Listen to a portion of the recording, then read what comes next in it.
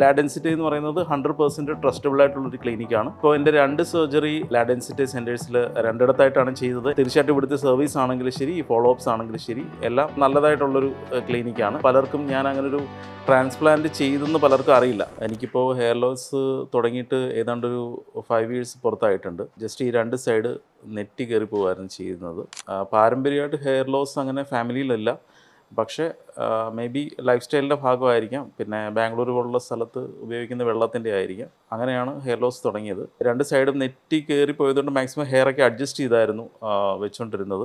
എങ്കിലും അത് കൂടി വരുമെന്നുള്ളൊരു ഭയം ഉള്ളിലുണ്ടായിരുന്നു. പിന്നീടാണ് ഞാൻ ലാ ഡെൻസിറ്റിയെക്കുറിച്ച് സോഷ്യൽ മീഡിയ വഴി അറിഞ്ഞത്. യൂട്യൂബർ സത്യനാരായണൻ, അദ്ദേഹത്തെ ഞാൻ ആദ്യമായിട്ട് കോൺടാക്ട് ചെയ്തിരുന്നു. അപ്പോൾ പുള്ളിക്കാരനാണ് കുറച്ചുകൂടെ വിവരങ്ങളൊക്കെ എനിക്ക് ഇവിടത്തേക്ക് പറഞ്ഞു തന്നത്. ഒരു ദിവസം ഇവിടെ വന്നൊരു കൺസൾട്ടേഷൻ ചെയ്തിരുന്നു. അപ്പോൾ കോസ്റ്റിനെക്കുറിച്ചും ബാക്കി കാര്യങ്ങൾ, എത്ര ഗ്രാഫ്റ്റ് വേണം എന്നുള്ള കാര്യങ്ങളെല്ലാം ഇവിടെ ഡോക്ടേഴ്സ് എക്സ്പ്ലെയിൻ ചെയ്തു തന്നു. അങ്ങനെ ഡൗട്ടൊക്കെ മാറി. പിന്നീട് കുറച്ചൊരു ഗ്യാപ്പ് എടുത്തതിന് ശേഷമാണ് ഒരു സർജറി ഡേറ്റ് ഫിക്സ് ചെയ്തത്. ഡോക്ടർ ഗജാനൻ ഇവിടെ ഉണ്ടായിരുന്നു. ഡോക്ടറാണ് എനിക്ക് നാച്ചുറൽ ഹെയർ ലൈൻ വരച്ച് തന്നിട്ട് ആ സർജറി ചെയ്തത്. സർജറിയുടെ എക്സ്പീരിയൻസ്, എനിക്ക് ആദ്യമായിട്ട് ഇങ്ങനൊരു സർജറി ചെയ്തുകൊണ്ട് ഇതിൻ്റെ ബാക്കി പ്രൊസീജിയേഴ്സൊക്കെ എങ്ങനെയാണെന്ന് അറിയില്ലായിരുന്നു. പെയിൻ ഉണ്ടാവുമെന്ന് പറഞ്ഞിട്ടുണ്ടായിരുന്നു. പക്ഷേ അനസ്തേഷ്യ ടൈമിലെടുത്ത ഇഞ്ചെക്ഷൻസ് മാത്രമാണ് ഒരു പെയിനായിട്ട് തോന്നിയത്. സർജറിയുടെ ടൈമിൽ അങ്ങനെ പെയിൻ ഒന്നും വലിയൊരു ബുദ്ധിമുട്ടായിട്ട് തോന്നിയില്ല. ഒരു ദിവസം ഫുൾ എടുത്തിരുന്നു. കൊച്ചി സെൻറ്ററിൽ ചെയ്തതിന് ശേഷം നേരെ ഒരു 2-3 ദിവസം കഴിഞ്ഞിട്ട് ഹെഡ് വാഷും കഴിഞ്ഞിട്ട് നേരെ ബാംഗ്ലൂരേക്ക് പോകുമായിരുന്നു. പിന്നീടുള്ള ബാക്കി ഫോളോ അപ്സ് എല്ലാം ഞാൻ ബാംഗ്ലൂർ സെൻറ്റേഴ്സിലാണ് ചെയ്തത്. അവർ കൃത്യമായിട്ട് നമ്മളെ ഡേറ്റ് ഒക്കെ വിളിച്ച് ഓർമ്മിപ്പിക്കുന്നുണ്ടായിരുന്നു.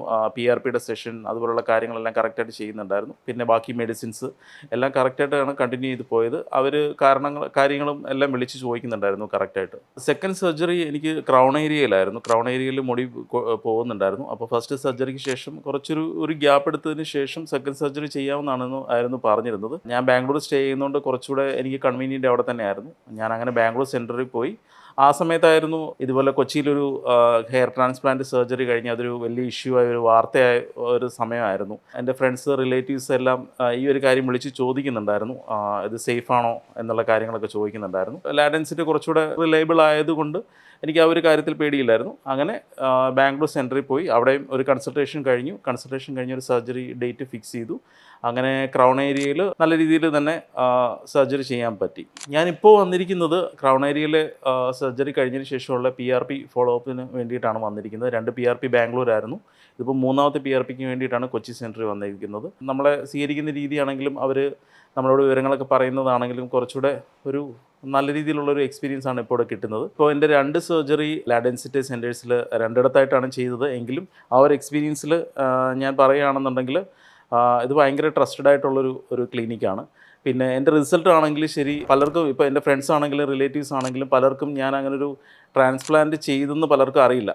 അങ്ങനത്തെ ഒരു നാച്ചുറൽ റിസൾട്ടാണ് എനിക്ക് കിട്ടിയിരിക്കുന്നത്. ഇതുപോലുള്ളൊരു ട്രാൻസ്പ്ലാന്റിന് വേണ്ടി ശ്രമിക്കുന്ന ഒരാളോട് എനിക്ക് പറയാനുള്ളത്, ലാ ഡെൻസിറ്റി എന്ന് പറയുന്നത് 100% ട്രസ്റ്റബിൾ ആയിട്ടുള്ളൊരു ക്ലിനിക്കാണ്.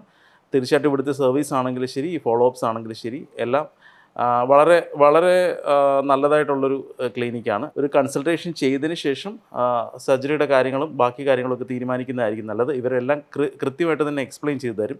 ഇപ്പോൾ എൻ്റെ കണക്ഷനിൽ തന്നെ ഒരു 2-3 ഫ്രണ്ട്സെങ്കിലും ഇവിടെ വന്ന് സർജറി ചെയ്തിട്ടുണ്ട്. സർജറിയുടെ കാര്യങ്ങളൊക്കെ അന്വേഷിച്ച് പോയിട്ടുണ്ട്. അവരെല്ലാവരും ഭയങ്കര സാറ്റിസ്ഫൈഡ് ആണ്.